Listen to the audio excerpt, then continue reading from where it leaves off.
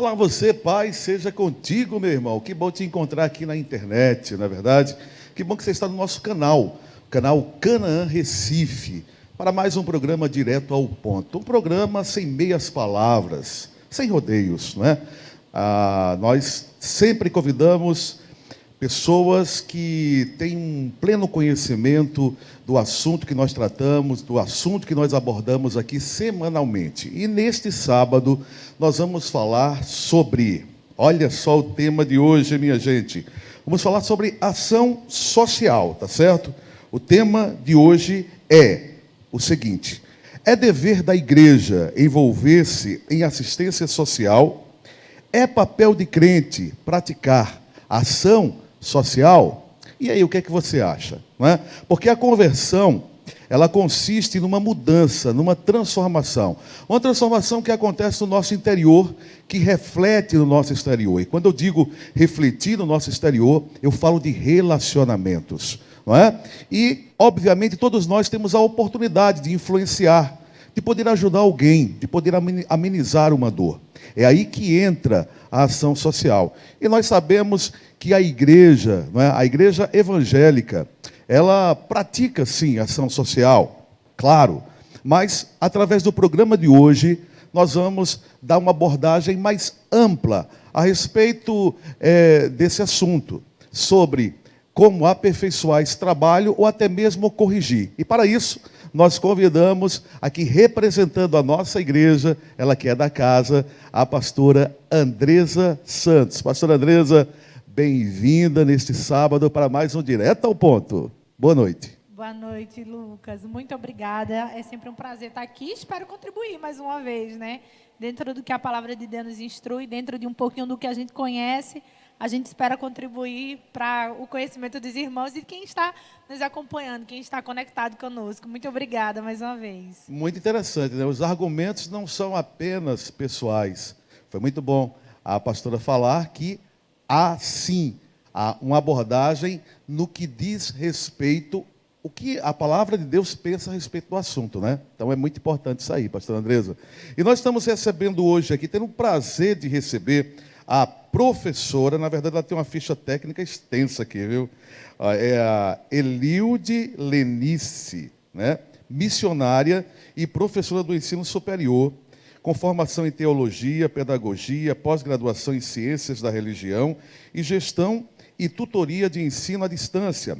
Ela que é membro da Igreja Evangélica Congregacional em Setúbal.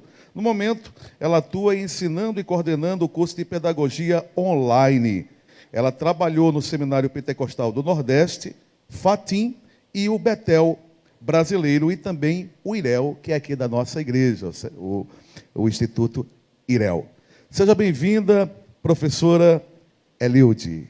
Obrigada, Lucas. Quero cumprimentar todos vocês. Agradecer também por essa oportunidade de estar aqui. E espero que esse momento seja muito agradável e enriquecedor para a sua vida.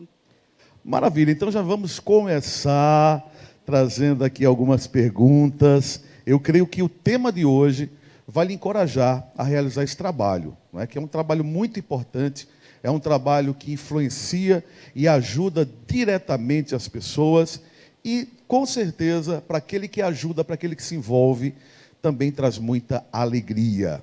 Muito bem, eu quero começar perguntando o seguinte: pastor Andresa, a caridade na Bíblia é sinônimo de amor, não é? Inclusive, em algumas versões da Bíblia, um nome substitui o outro. No caso, por exemplo, em 2 Coríntios capítulo 13, não é? 1 Coríntios capítulo 13, na verdade, vai falar, tem versão que não vai utilizar a palavra amor, vai utilizar a palavra ali caridade, não é isso?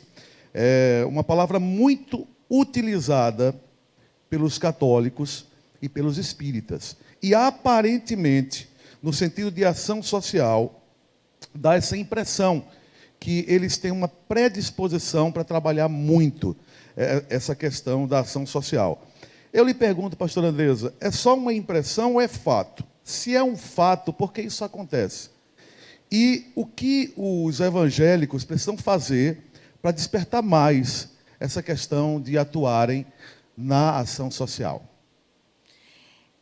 A explicação vai ser um pouquinho longa, tá? Fique à vontade. Então, o que acontece?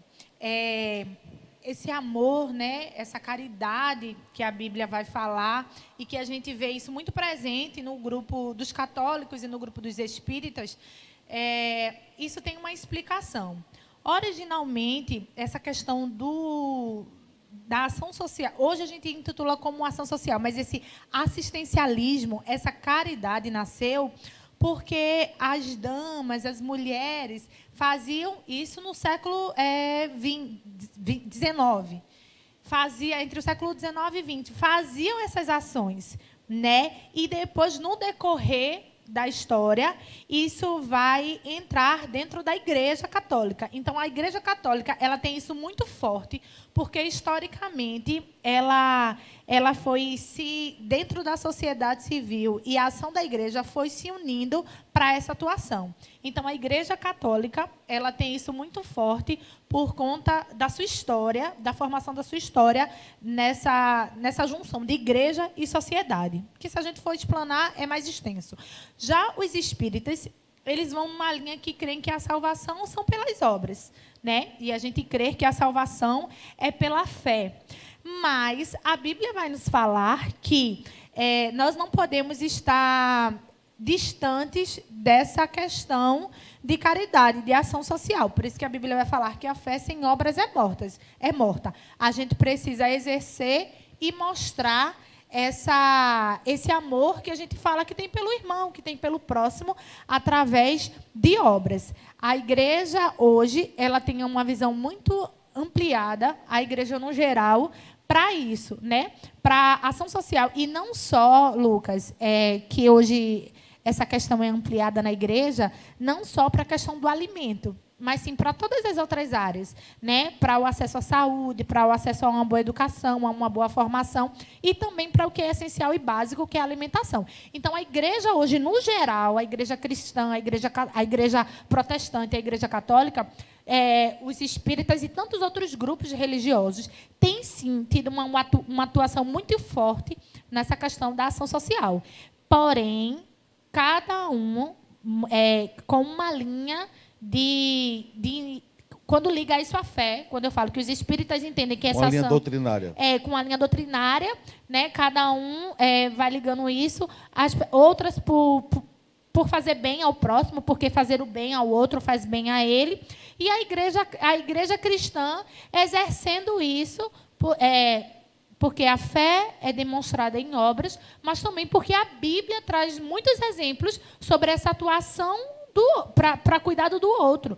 Porque igreja e comunidade é justamente isso. Comunidade é um conjunto de pessoas quando eu me preocupo também com a necessidade do outro. Então, hoje, a atuação da igreja, no modo geral, na questão da ação social e, propriamente, um pouquinho ali no assistencialismo, é muito forte. Ok. Professora Elilde, qual a origem da ação social na igreja evangélica? Na igreja evangélica teve início no Pacto de Lausanne. O que foi o Pacto de Lausanne? Foi um congresso internacional de evangelismo que aconteceu na Suíça, com 150 nações representadas. E ali eles tiveram como objetivo definir a identidade e a missão da igreja. E nesse pacto foi colocado que a missão da igreja é evangelizar, mas também a ação social, né? Porque o reino de Deus se manifesta também através da justiça. Então, foi aí que, de forma sistemática, podemos dizer, deu início na igreja evangélica. Já tinha havido alguns movimentos antes, né? Mas eles terminaram depois enveredando por caminhos só políticos, mas com uma visão bíblica e cristocêntrica, foi através desse primeiro Congresso Mundial de Missões. Ok. E quais são os principais tipos de ação social que uma igreja pode desenvolver? Os tipos de ação social que a igreja pode se envolver são diversos. Segundo o Max Weber, tem 4 tipos de ações sociais. Uma que é a ação social, não é, que é relacionada a fins. Outra ação social que é relacionada à afetividade. Outro tipo de ação social também é tradicional. A igreja, eu creio que nós podemos nos envolver com todas elas. Os tipos de ação social que a igreja pode se envolver. Primeiro, assistir o indivíduo na sua totalidade, de maneira holística, né? Cuidando de forma integral dele, corpo, alma e espírito. Porque a prioridade do Evangelho de Jesus foi o reino de Deus. Então, cuidar do indivíduo de forma também emocional, e isso inclui assistência social, através, como a pastora falou, pode-se haver educação, né? No primeiro momento da igreja, no século XVII, quando aconteceu a reforma, é muito interessante, que onde se plantava uma igreja, havia também ao lado uma escola. Então, assim, nós vimos que, por outro lado, antes de ser sistemático em Lausanne, de uma forma não sistemática, mas voluntária e coordenada, os teólogos entenderam que era importante a teologia bíblica, mas também a educação para as pessoas. Então, a educação, saúde, cuidados das emoções das pessoas, através de cursos profissionalizantes, nós podemos estar, assim, ajudando as pessoas, fornecendo, como muitas igrejas têm feito, sopa, alimentação, aula para os... Temos aqui um grande número de imigrantes no nosso país, promover aulas para imigrantes de português, para que eles possam aprender e, assim, estar capacitados para entrar no mercado de trabalho. A educação profissionalizante são um dos muitos ramos da ação social que a igreja pode promover. Pastor Andresa, o trabalho de capelania, né? Visitar presos, visitar doentes em hospitais, a gente sabe que é um trabalho evangelístico, não é? Mas também pode se caracterizar como ação social, também entra nesse conjunto aí, não? Como a professora Eliude falou, cuidar do outro como todo, né? A gente pode dizer sim, porque a capelania ela vai trazer aquela palavra de conforto, né? De amor, de refrigério, né? Quando vai visitar, quantos carcerários estão sem visita de seus familiares? Então vai lá, recebe uma palavra, um momento para conversar. Tem entrega de kits também, né? Isso, tem as ações, né, de kit de higiene e tudo, mas tem um ouvido, um ouvinte para ele falar, para conversar. Então, isso também é importante, né? Está dentro ali, né, do evangelismo, de levar as boas novas, mas também faz parte para que aquele indivíduo também seja alcançado. E isso até é uma estratégia, né? Porque, às vezes, algumas pessoas não gostam, a princípio, é religião, não quero ouvir, e a gente pode usar como estratégia também para falar do amor de Jesus para essas pessoas. Então, isso é muito importante nos hospitais, nas creches, nos asilos, né? E a Bíblia diz que a gente tem que cuidar dos órfãos e das viúvas. Então, quando a gente faz esse trabalho, além de estar exercendo o evangelismo, o amor, a gente também pode atuar de forma social com eles, sim. Ok. A consciência coletiva, ela passa pela consciência individual, né? Quando o crente se desperta para esse trabalho, quando ele entende que ele não se converteu apenas para ocupar um banco de igreja, uma cadeira de igreja. Ele entende que, uma vez que ele foi alcançado pelo Evangelho, ele agora, como crente, ele já sabe que é luz. Ele precisa exercer uma influência no mundo. Ele precisa fazer algo. Ele precisa, de alguma forma, se doar. Ele entende que a vida dele agora não pertence a si mesmo. Ele sabe que a vida dele agora tem um dono. E ele sabe que tem um chamado também. Não é? E todo chamado, seja pastoral, seja no ministério de louvor, sempre tem aquela direção de ser algo que Deus lhe dá para o coletivo. Então, pensando nessa questão de começar pelo indivíduo, essa consciência, quando ele se converte, obviamente, toda igreja trabalha com aquela direção de voluntariado. Não é? Então, vocês acham que os crentes hoje estão motivados para fazer esse trabalho, para contribuir, porque também passa aquela questão da contribuição financeira, que é um outro assunto, mas a questão do trabalho missionário também tem ação social, porque também tem entrega de kits e tudo mais, cestas básicas, geralmente até a nossa igreja, quando vai à tribo de Tumbalalá, leva. Então, passa por essa questão. E aí tem um lema que diz assim, né? Missões se faz com os pés dos que vão, com os joelhos dos que oram e com as mãos dos que ajudam. Vocês acham que hoje nós estamos vivendo uma pandemia, onde há uma crise financeira também, mas o crente está motivado a pensar no próximo e ele mesmo desencadear esse processo para se tornar coletivo e a igreja alcançar mais pessoas com a ação social? Bom, é uma pergunta bem profunda, né? Eu vou dizer assim, nós conhecemos em termos de missões, tem uma estatística chamada de povos não alcançados. Eu costumo brincar com a missionária da minha igreja, dizer que nas nossas igrejas tem um grupo não alcançado.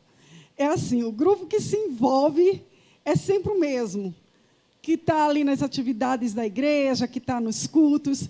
E tem aquele na sua igreja também tem isso? Parece-me que sim.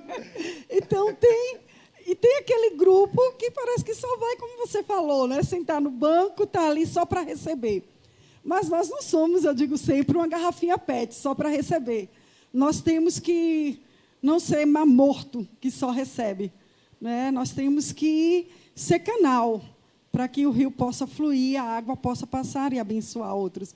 Então, assim, eu posso particularmente testemunhar que houve, sim, crentes, pessoas que se moveram, mesmo diante da pandemia, e até pessoas não evangélicas, eu também conheci, que se mobilizaram para conseguir donativos para doar, pessoas evangélicas que saíram, não é, à noite, às vezes para dar sopa, com todos os cuidados. Aqui mesmo a igreja distribui kits. Não é? Então, assim, eu estava lendo um artigo da Ultimato mostrando diversas igrejas, mas na região sudeste, mostrando que as igrejas estavam fazendo sopas, outras atendendo adolescente. Então, assim, tem sempre um grupo também, devido à pandemia ser algo novo, de medo, de contágio, que é normal, nós devemos ter os nossos cuidados. Mas, graças a Deus, faz 1 ano e pouco que estamos nessa pandemia, e eu tenho, na medida do possível, saído, praticado algumas atividades, inclusive fui em Igaraçu, distribuí algumas cestas para imigrantes da Venezuela, e, graças a Deus, o Senhor nos poupou com o devido cuidado. Então, sim, tem pessoas, crentes que estão sendo movidos por Deus, que estão atendendo o chamado de Deus, mesmo a pandemia.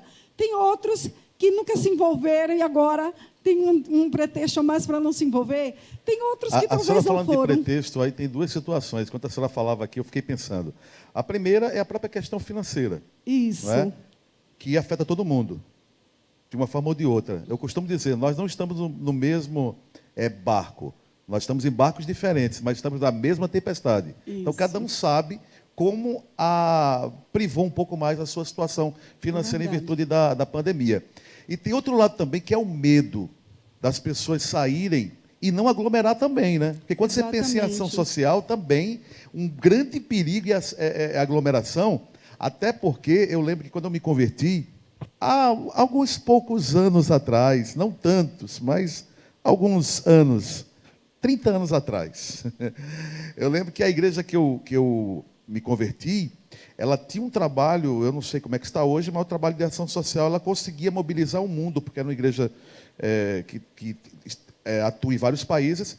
E eu lembro que teve uma enchente em Alagoas, e ela conseguiu com muita facilidade, conseguir caminhões vindo do sul do país, do sudeste do país, aqui para Alagoas. E eu lembro que naquela ocasião eu fui. E eu lembro, pastor Andresa e professora Lilde, você que está assistindo agora, que a gente chegava numa cidade de madrugada, e estava tudo assim, aquele silêncio. Quando a gente chegava e dizia, donativo, então a cidade, de uma forma geral, ia para aquele local, que geralmente era um campo de futebol, um lugar amplo, e ficava aquela aglomeração muito grande. Então, hoje, tem essa questão de não aglomerar. Então, tem essas 2 dificuldades, a própria questão financeira e a questão de não aglomerar. Como vencer isso para que a ação social ela possa ser trabalhada pelas igrejas, mesmo nesse período que nós estamos vivendo aí, que não sabemos quando é que vai acabar? A questão da aglomeração, um bom planejamento ajuda. Não é você já levar tudo organizado, sistemático. Se você... Uma das dicas que a gente tem para dar para a igreja fazer... É álcool, gel, máscara, todo esse protocolo. Tudo. E assim, até mesmo com as pessoas previamente, vocês anunciavam, assim vinha todo mundo. Né? Então, assim, quando a gente vai trabalhar com grupos específicos, se for no sinal é mais fácil, passa ali e entrega. Mas se for uma ação de sopa, de donativos de alimento, então é bom que se tenha um contato prévio e orientações prévias de como vai ser. Em relação ao financeiro, eu tive um professor que ele sempre dizia assim: ninguém é tão pobre que não possa dar e ninguém é tão rico que não possa receber. Então, assim, e sempre também a gente vê que os pobres, eles repartem o que têm. Então, Maravilha. é essa a dica das finanças. Maravilha. Pastora Andresa, muitos... Quer acrescentar? Só para reforçar que hoje, né, professora, assim, as igrejas elas já têm até um departamento, um grupo que é voltado para isso. Então, hoje, essa organização, né, professora Ludo, se torna até melhor, né, porque sempre nas igrejas tem uma área, um departamento que cuida especificamente disso. Então, assim, traz uma seriedade, uma organização, né, para que tudo seja feito em excelência. Agora eu vou passar a bola para a pastora Andresa, porque eu quero fazer uma pergunta aqui, que eu acho que, ao falar esse ditado, você vai se identificar um pouquinho. Porque, pastora Andresa, muitos se fecham, aliás, vocês não, nós, tá? Eu também estou no meio. Muitos se fecham para ajudar o semelhante, porque alegam que tem que dar a vara para pescar e não o peixe. Este lema justifica tais atitudes, a omissão na ação social? Não. Esse lema não justifica a nossa omissão. Pelo contrário, a gente precisa fazer, precisa atuar, precisa cumprir o nosso papel enquanto cidadão, enquanto cristão. Mas, Lucas, para falar nisso, hoje a gente tem, historicamente e culturalmente, toda a nossa atuação de uma forma muito assistencialista, né? Então, as pessoas acham, eu não vou fazer, eu não vou ajudar, porque preciso dar a vara e não o peixe. Preciso ensinar a pescar e não o peixe. E a gente precisa, na verdade, mudar o nosso pensamento, né? E como é que a gente muda o nosso pensamento? Tendo acesso à educação e ao conhecimento. Quando eu tenho acesso a isso, eu vou saber que as políticas públicas são direito meu e, a partir do momento que eu sou inserido nelas, eu aprendo a pescar. Mas se eu não tiver esse acesso ao conhecimento, ao que é meu por direito, ao que as políticas públicas me fornecem, eu vou estar sempre no pensamento assistencialista. Eu vou sempre só querer o peixe. Agora, a questão de dar vara para pescar, eu acho que não é muita missão da igreja, é missão do Estado, né? Parece que o Estado falha nisso aí e a igreja termina ocupando um pouco desse espaço. Isso. É função do Estado, né, garantir ao cidadão. E a nossa Constituição de 88 deixa isso muito claro.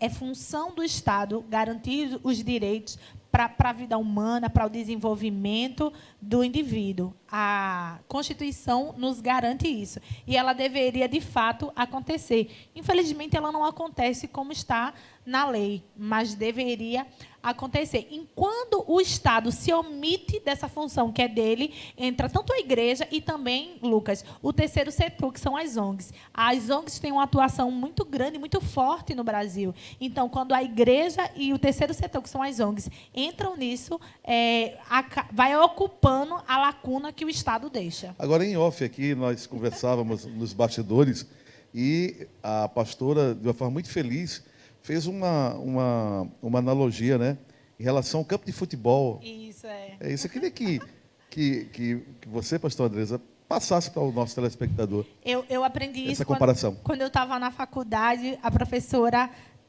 na aula, ela trouxe essa comparação e eu gravei isso. Né? Ela fez uma comparação de um campo de futebol. Né? Quando a massa vai ter vários grupos. Né?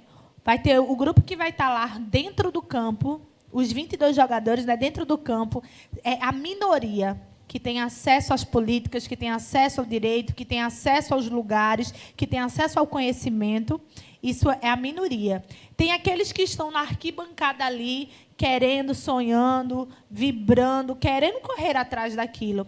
E tem aqueles que sempre vão estar fora do estádio, que nunca vão ter acesso àquilo, que nunca vão conseguir aquilo, que são os marginalizados. Que marginalizados é justamente aqueles que estão à margem, que estão fora.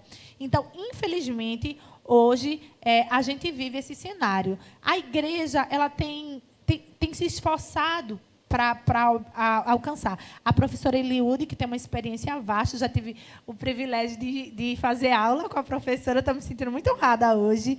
Tive o privilégio de fazer matéria de missiologia com a professora, ela tem uma experiência muito vasta para falar isso. Ainda é pouco, ainda é o mínimo que a igreja faz. A igreja poderia fazer muito mais para que isso. Mas, glória a Deus pela atuação e por muitas professoras Eliudes que têm disposto o seu coração para que a igreja possa mudar também isso. Agora, professora, na resposta da pastora Andresa, muito sábia, por sinal, ela colocou aí um pouco da política assistencial, que a gente sabe que é uma marca, não apenas no Brasil, mas na América do Sul. Né? Não tem como a gente não falar sobre isso. E aí me veio a seguinte pergunta: assistência social e assistencialismo são a mesma coisa? Muito pertinente essa pergunta, Lucas. Não. Como a pastora falou, a Carta Magna, nossa Constituição, de 1988, incluiu a questão da ação social. Historicamente, voltando um pouquinho, a ação social começou na Igreja Católica, também naquela sua primeira pergunta, por conta da cosmovisão. O que é cosmovisão? Maneira de ver o mundo que a Igreja Católica tem. Porque na sua doutrina vai influenciar, diante do juízo final, na vida do indivíduo, se ele realizou ação social. Então, por isso também eles são muito voltados para a ação social. Inclusive, até o curso de ação social teve seu início na Igreja Católica. Mas, na década de 90, ele se tornou, depois da nossa Constituição, ele se tornou um curso laico. Então, assim, a diferença básica entre assistência social e assistencialismo, nós podemos dizer assim, que assistência social é algo feito a longo prazo, planejado a longo prazo, seria a vara de pescar.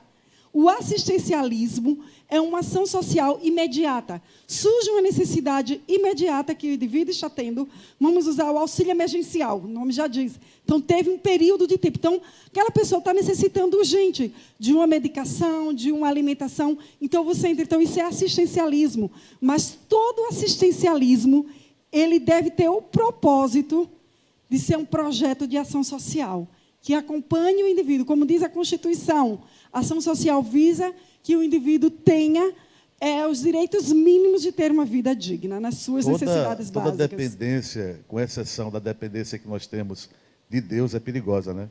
É verdade.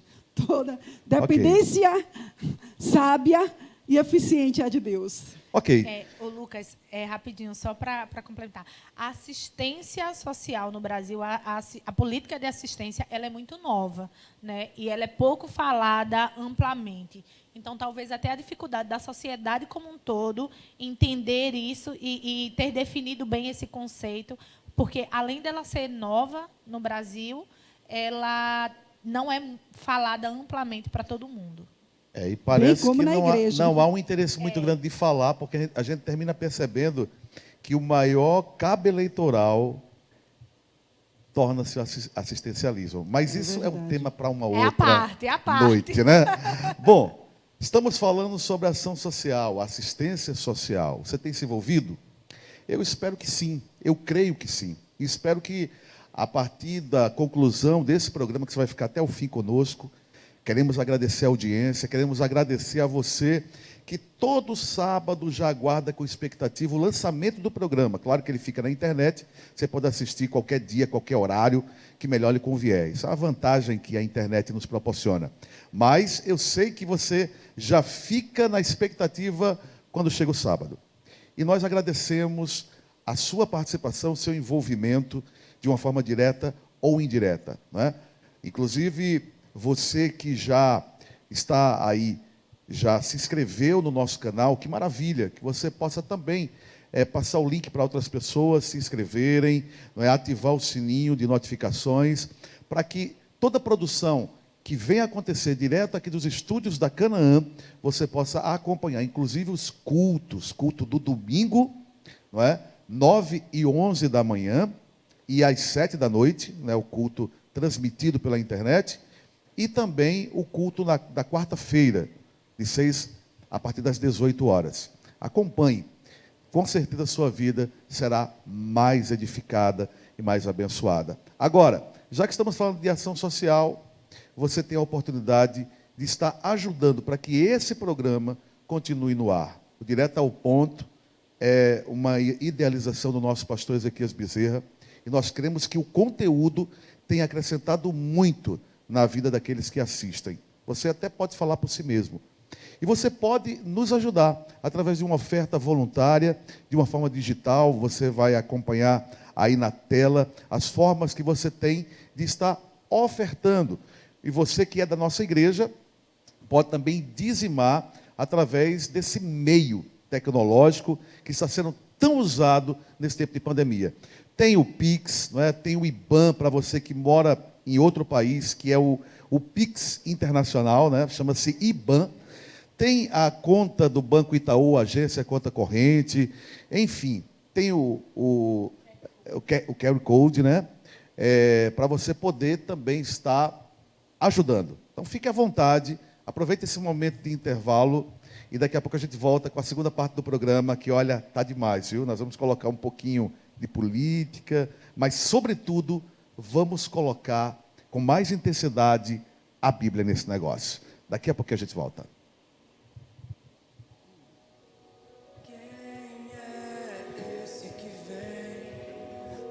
Abraçando, quem é esse que vem nos constrangendo com o olhar?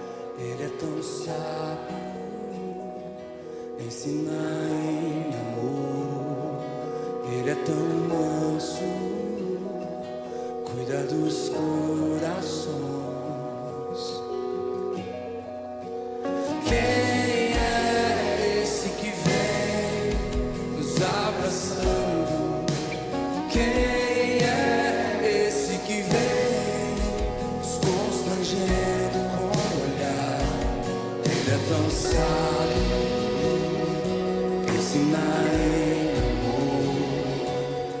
Tão manso, cuida dos corações.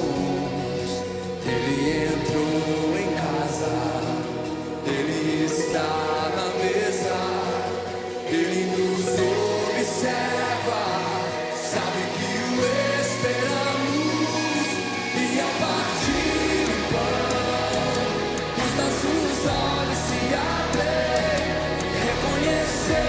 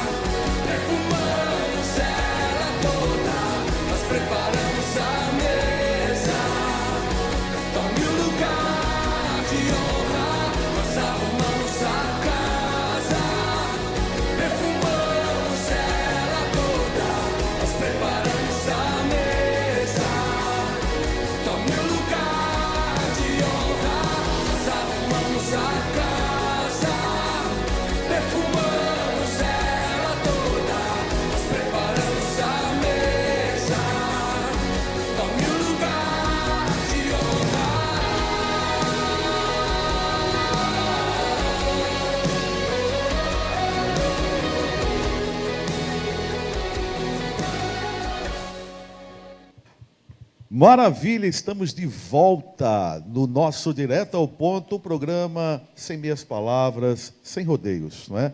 Os nossos convidados, eles se esforçam dentro do conhecimento que eles têm, e falando nisso, não é? Dentro do conhecimento que eles têm, eles se esforçam para irem direto ao assunto, direto ao ponto. E falando nisso, eu vou até fazer uma correção, porque a nossa querida Andresa Santos, além de ser pastora aqui da Igreja Canaã Recife, ela tem o curso de serviço social e, uma vez formada, ela é uma assistente social, não é? Então, ela não está aqui como convidada por acaso. Então, por isso que o programa está tão rico hoje, né? Com as opiniões, com as respostas e os argumentos das minhas convidadas. Mas voltando agora com a segunda parte, minha gente, eu quero perguntar à professora, o negócio vai pegar fogo aqui, hein? Tem que ter um pouquinho de polêmica, né? Olha, quando praticamos ação social, a nossa intenção, professora e pastora, é amenizar a pobreza e melhorar, ainda que em pouca proporção, a vida dos mais carentes. Uma mudança de grande proporção na sociedade, aí entra a pergunta, né? Uma mudança de grande proporção na sociedade seria a implantação do comunismo como ideologia política e socioeconômica, professora? A resposta para mim é não. Sem rodeios. A essa pergunta, sem rodeios. Porque nós temos hoje 5 países onde está imperando o comunismo. E, na verdade, né, nem o próprio Marx, que foi o criador dessa teoria, Isso. ele deixou explicado como funcionaria na prática. Então, para mim, na verdade, o comunismo é uma teoria utópica, não é? Então, assim, diz que é para todo mundo ter bem comuns. Mas, vamos lá, essas nações politicamente organizadas têm o seu soberano. Eles já são uma classe diferente. Então, o marxismo diz que não pode ter classe social diferente. Tem que ter tudo em comum, não tem estados. Então, assim, na verdade, não funciona, ao meu ver. Eu sei que isso vai gerar polêmica aí do outro lado, porque nós temos aqueles defensores, mas, ao meu ver, não. O comunismo não é a solução, porque tem que haver uma mudança de mente em relação à pobreza. Acho que isso vai ter uma pergunta mais adiante, porque, se não houver mudança de mente, a pessoa pode ter fortuna, mas vai ser sempre pobre. Então, assim, por que isso? Porque não vai saber administrar. Eu lembrei de uma reportagem que eu assisti há tempos atrás, mostrando algumas pessoas que ganharam na tão sonhada Mega Sena. E me chamou a atenção. Um senhor, ele tinha uma borracharia antes de ganhar o prêmio.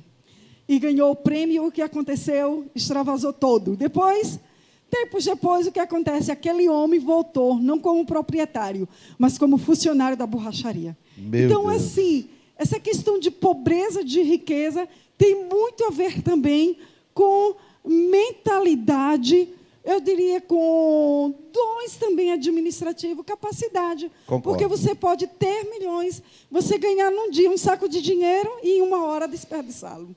Ok.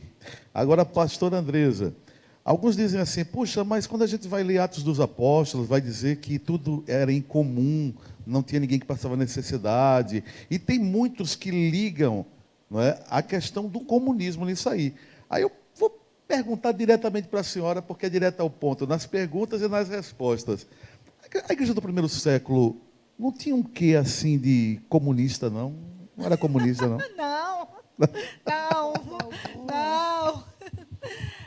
Não. Atos vai dizer, né, que eles tinham tudo em comum.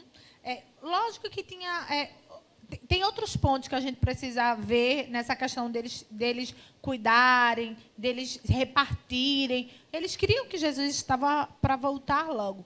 Mas, assim, a gente vai ver, tanto na igreja de Atos, a gente vai ver até uma própria fala de Jesus, que vai dizer, olha, vocês vão ter sempre consigo os pobres. E a gente também vai ver, Lucas, em toda a história de Israel, né, essa questão. E um dos momentos da história, quando Israel está em declínio, uma das questões que os profetas também vão trazer nos seus livros, os profetas menores principalmente, é a questão da injustiça social que também acontecia entre eles. Então, essa problemática social sempre existiu desde as eras antigas, né?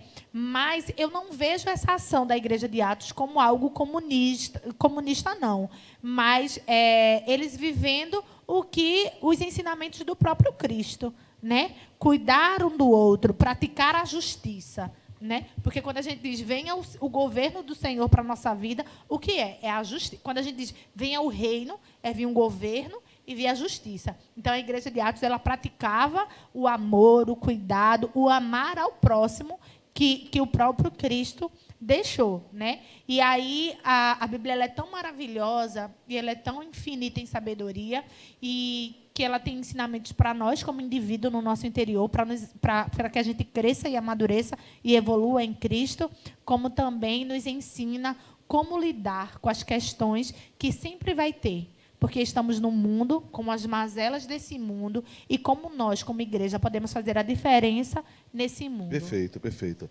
Agora, professora Lilde, as multiplicações dos pães e dos peixes, além de serem milagres extraordinários de provisão para uma multidão faminta, posiciona o nosso Senhor Jesus na prática de uma ação social. Não é? Ele se preocupou, quer dizer, ele pregou a palavra, ele ministrou sobre aquela multidão, deu a hora, deu meio-dia, né? A gente costuma, meio-dia, hora de almoço, né? Ele pensou na fome, não é? Do povo, a fome física. Então, veja só, e em um desses episódios, ele diz para os discípulos, me parece que para Filipe, né? Deem vocês a eles de comer. Interessante isso. Ele ordena aos próprios discípulos para darem de comer ao povo. Claro que eles não entenderam muito isso, até argumentaram de que não tinham dinheiro para comprar tanto pão, tanto peixe para alimentar aquela multidão. É claro que só uma ação sobrenatural poderia fazê-lo. Mas, ao ler esse texto, eu posso entender que ação social, o Senhor Jesus quis ensinar ali uma doutrina para a igreja, a senhora acha? Eu não acho que ação social seja doutrina, que Jesus ensinou isso. Mas Jesus é mestre por excelência. Ele vai ensinar tudo aos discípulos. Começa do serviço, ele lava os pés dos discípulos. Então, Jesus quis mostrar isso, que a necessidade do homem é integral. Ele cuidava do espiritual, mas ele cuidava também do físico, né? E ensina isso de forma prática aos discípulos. O ensinamento de Jesus é muito prático.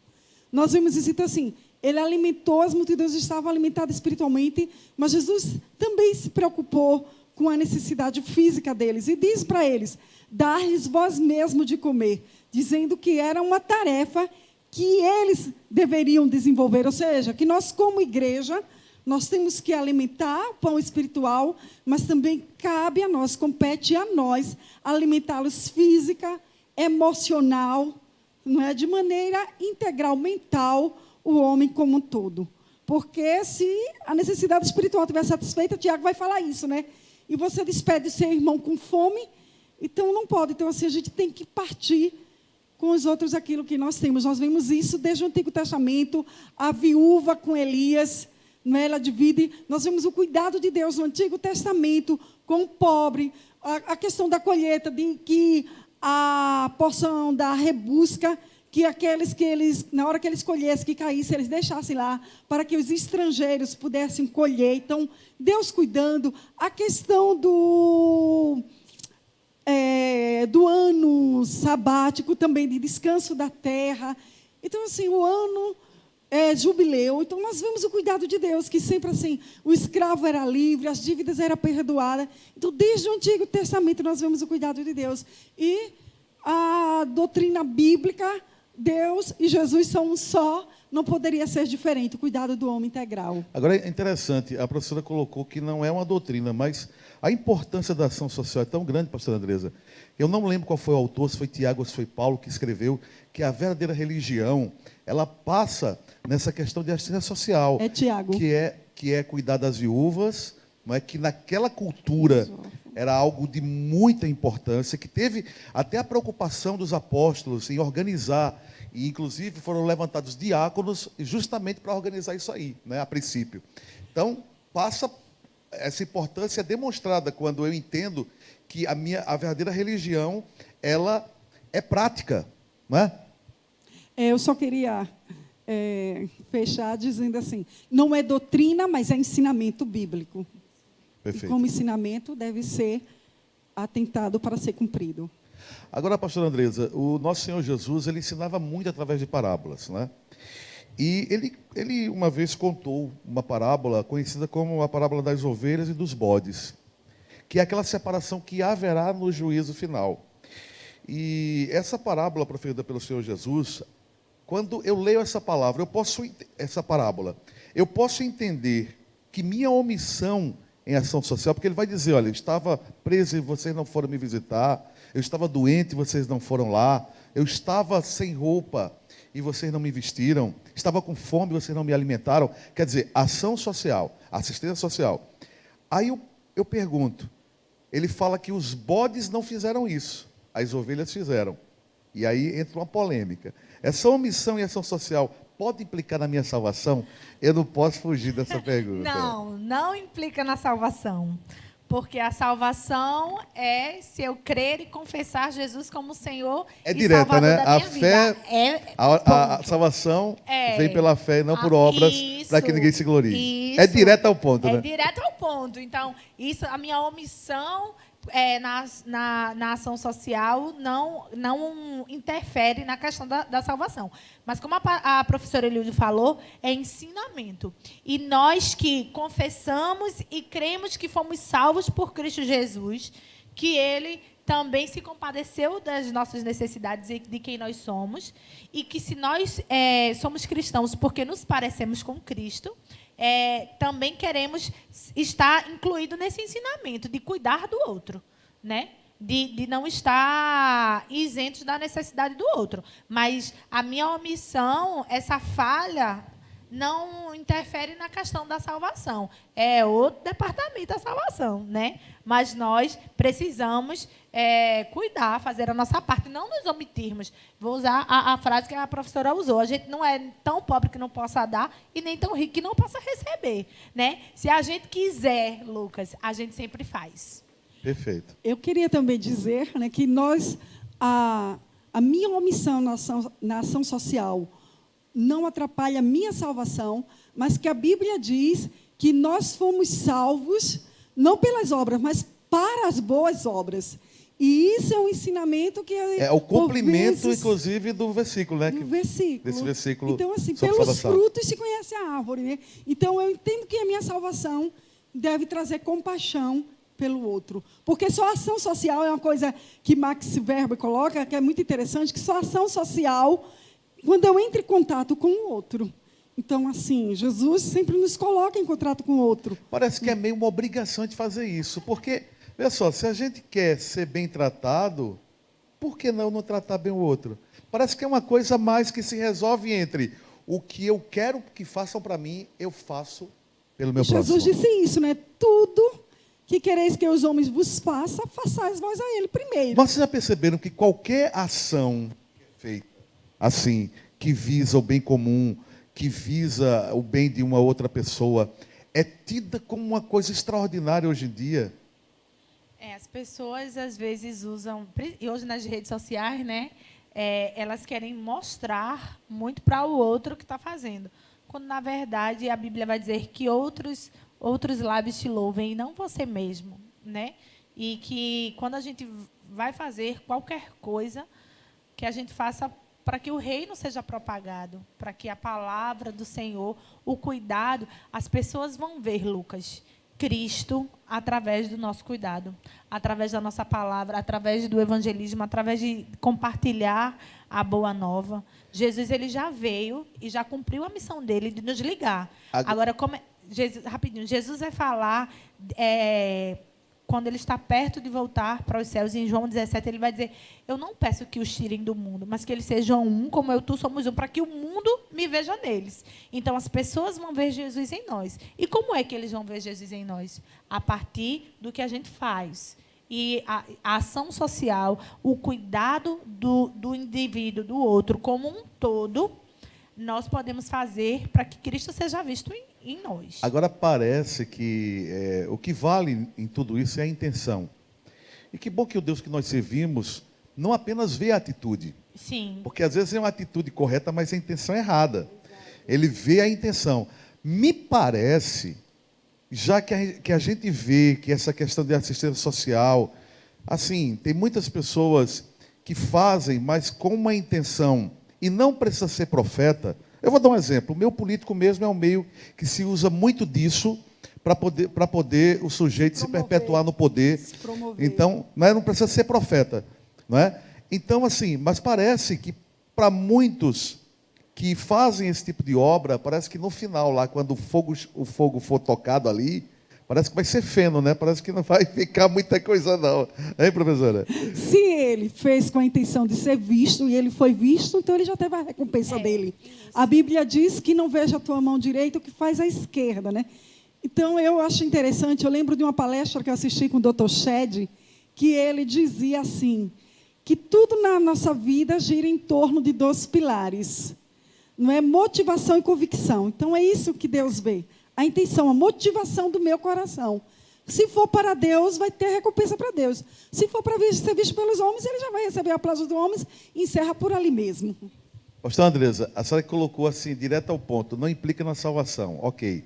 Mas as obras da ação social implica nas recompensas, no tribunal de Cristo, por exemplo, eu esqueci a palavra que a Bíblia diz, que é similar à recompensa, o galardão. Implica no galardão? O que é que a senhora acha? Lucas, João vai falar que ele é a videira, nós somos os ramos, né? Nós precisamos frutificar. E eu vejo esse frutificar não só espiritualmente, mas também nas nossas ações. Eu preciso dar frutos, né? A própria Bíblia vai falar que a fé sem obras é morta. Não adianta eu só ter convicção da minha salvação e eu ficar sentado no banco. Jesus não nos chamou para isso, né? Jesus ensinou aqueles homens, eu sempre digo, foi um intensivão de 3 anos, para que aqueles homens fossem e executassem a missão. Se aqueles homens só recebessem, qual o galardão que eles teriam? Nenhum. Então, as nossas obras vão ser contadas, sim. Ela não implica na nossa salvação, mas as nossas obras, vai ser aberto o livro e vai lá falar as nossas obras, sim. É porque é interessante, né? A doutrina espírita, ela coloca da seguinte maneira: a partir do momento que eu faço boas obras, que eu me envolvo, eu vou reencarnar e a minha vida será melhor. Em resumo, né? A gente não vai entrar, que esse não é o objetivo, não é em detalhes, mas é mais ou menos isso. A partir do momento que eu sou uma pessoa boa, que eu ajudo, que eu pratico a caridade, na minha próxima encarnação eu vou ser uma pessoa melhor. Então, dentro do que nós cremos como cristãos evangélicos, nós cremos na salvação, mas nós cremos também que haverá o tribunal de Cristo e haverá o galardão.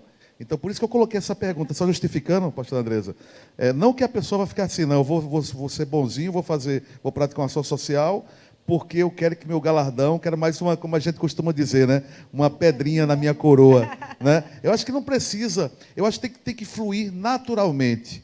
Eu acho que, e flui naturalmente. Até na conclusão daqui eu vou colocar algo que eu penso sobre isso. Mas, para a gente finalizar, foi muito bom a pastora Andresa falar sobre a questão de Tiago, né? Mais uma vez tocou na questão de Tiago, da fé sem obras é morta. É em cima disso que eu quero perguntar à professora. De acordo com essa expressão que está lá na carta de Tiago, muitos crentes estão com a fé morta, ou seja, estão dentro da igreja, mas não estão envolvidos naquela questão de mostra a tua fé sem as obras, que eu mostro a minha fé com as minhas obras. Certo. Eu quero dizer para vocês que ação social, só por ação social em si, não tem tanta relevância, né, junto para nós. Porque o principal objetivo, o propósito da igreja é a adoração e o seu fim último visa a glória de Deus. Então, a ação social, ela também deve visar a glória de Deus. Então, a questão de estar muita gente sem fé, com a fé morta? Com certeza tem. Porque tem pessoas, a Bíblia diz que no nosso meio haverá trigo e joio. Então, tem pessoas que estão com a fé morta não porque não estão praticando ação social, mas por não ter uma fé viva, também não a praticam. Porque quando nós conhecemos Jesus como Senhor e Salvador, quando o novo nascimento acontece conosco, vem um novo coração e nós somos inundados pelo amor de Deus. E eu ser inundada pelo amor de Deus implica ter compaixão pelo próximo. Então, assim, eu não vou estar andando, não é assim com esse dualismo, né? Obra, fé, fé. É isso que Tiago queria dizer, que a fé sem a obra morta, os dois têm que andar, não é, juntamente. Não é isso? Então, assim, tem pessoas que estão com a fé morta, porque estão dentro de uma igreja, mas não estão com a fé efetiva em Cristo. Estão, muitas vezes, como diria em espanhol, cambiando, titubeando no português, entre dois pensamentos, servindo a dois senhores, como diz Elias. Que maravilha, né? Quando o programa vai pegando, né? Vai chegando naquele momento do ápice, o tempo. Eu vou usar uma expressão que um pastor, um grande amigo, que além de ser pastor, ele é psiquiatra, é Désio Lira, ele costuma usar, ele diz que as horas não são convertidas, né? Então elas passam rápido, e aí a gente já está chegando ao fim. Eu quero agradecer a professora, que é uma pessoa que tem muitas atividades, e dispensou para nós um tempo hoje muito importante, que eu creio que ajudou muito você a se despertar para esse assunto, não é? E a pastora Andresa também, que é uma pessoa muito ocupada, é uma assistente social formada, não é? E tem feito um trabalho muito bacana aqui na Igreja Canaã. Quero agradecer as duas e quero deixar um minuto para cada uma fechar com suas considerações finais, começando com a convidada, né? Já que a pastora Andresa da casa. As honras à convidada. Isso. Oh, gente, estou me sentindo muito Obrigado, honrada, professora. viu? Por vocês, por você, nosso ouvinte, que estará aí nos vendo, nos ouvindo. Se de alguma forma pudermos ser úteis, esse é o meu objetivo, não é? Manifestar a glória de Deus. Somos servos inúteis, todos esses títulos na nação, como diz Paulo, são esterco. O que fica mesmo é, como diz o Romanos, o privilégio de sermos chamados filhos de Deus. E o meu desejo é que o Senhor te abençoe ricamente e que você, se você ainda não se envolveu, comece a partir de hoje a pensar mais seriamente em como você pode ser útil ao reino de Deus. Se coloque a serviço. O Senhor não nos chamou para a inércia, não é? Então, torne o seu ócio produtivo, se envolva no reino de Deus. Por aí, às vezes, vai procurar trabalho e diz não há vagas. Mas no reino de Deus tem uma placa enorme, há vagas. Perfeito. Pastora Andresa. Eu quero agradecer mais uma vez. Tem uma expressão na Bíblia que eu gosto muito quando ela se refere a Jesus. Vai dizer que, em uma situação, vai dizer que Jesus moveu-se de íntima compaixão. Se estar vendo a necessidade de alguém. E que nós, como igreja, nesses últimos tempos, nesses últimos dias, que a gente possa ter essa posição, né? Estarmos nas nossas igrejas adorando ao Senhor, glória a Deus, aleluia, mas que o outro seja importante, para que o outro também esteja plenamente adorando ao Senhor junto conosco, né? Sermos iguais diante do Senhor e que a gente possa fazer isso, que a igreja de Cristo possa exercer esse papel, né? E se você procurar um pouquinho, você vai ver que alguém precisa e você pode ser um canal, um agente de Jesus para essa outra pessoa. Que Deus abençoe você, abençoe a sua vida e, mais uma vez, muito obrigada. Nós que agradecemos, estamos chegando ao final, direto ao ponto. Eu quero terminar fazendo aqui uma comparação, utilizando de dois personagens da Bíblia, né? Dois protagonistas. Aliás, aí tem o terceiro, que é o mais importante, que é o Senhor Jesus. O jovem rico.